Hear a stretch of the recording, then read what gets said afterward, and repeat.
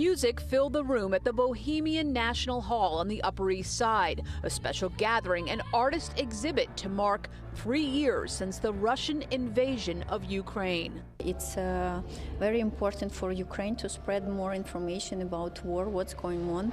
This exhibit, called Reverberation, featured the work of 10 Ukrainian artists. This photo shows sandbags protecting a Ukrainian statue, and these photos are all that is left of curator Olena's home. To understand that you have absolutely, literally nothing.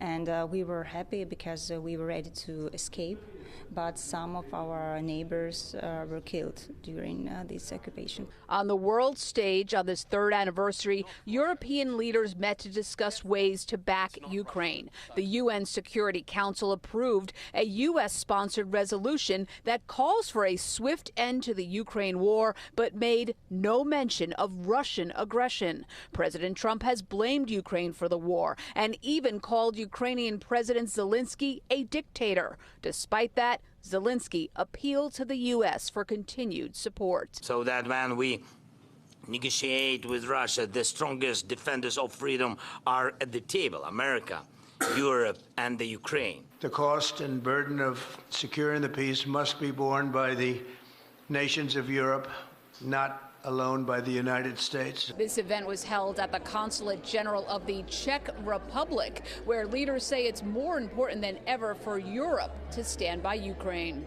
Today it's Ukraine. Tomorrow it can be any other nation whose aggressive neighbor would love to withdraw wars. Хто є диктатор, а хто не диктатор. 2 Ukrainian soldiers who lost limbs fighting for their country also attended the Monday event. Speaking through a translator, one said, "This war is not just the war for Ukraine, it's the war for the whole world." We hope and we wish and we really want to finish this war as soon as possible. We didn't start this war. We didn't ask them to come to our country and grab our land.